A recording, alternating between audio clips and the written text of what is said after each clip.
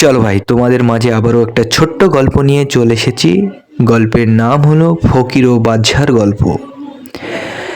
এক সময়কার কথা, এক ধনী ও বাদশা তার রাজ্য ঘুরে দেখেছিলেন।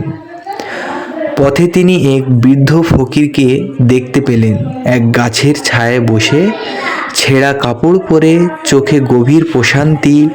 তার সামনে কোনো খাবার নেই, কোনো ধন নেই, কিন্তু মুখে শান্তির হাসি। বাদশা অবাক হয়ে ফকিরকে জিজ্ঞেস করলেন, তুমি কি করে এত সুখ আছো? তোমার তো কিছুই নেই। ফকির হেসে বলল, বাদশা, তোমার তো অনেক কিছুই আছে, তবু তুমি শান্তি খুঁজছো? আর আমার কিছুই নেই, তাই কোনো ভয় নেই, কোনো চাহিদাও নেই। যেটুকু আছে সেটুকু আনন্দ।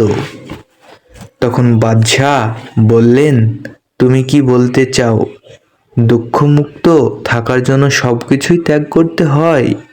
ফকির উত্তর দিল, না, দুঃখমুক্ত থাকতে হলে আসক্তি ত্যাগ করতে হয়। ধন সম্পদ থাকতে পারে, কিন্তু তার প্রতি মোহনা থাকলেই শান্তি আসে। এই কথাগুলো বাদশার মনে গভীর ছাপ ফেলল। তিনি ফিরে গিয়ে রাজপ্রাসাদে বসে অনেক ভেবেছিলেন, সত্যিকারের সুখ তো বাহিরেই নয়, সেটা মানুষের নিজের মনেই লুকিয়ে থাকে।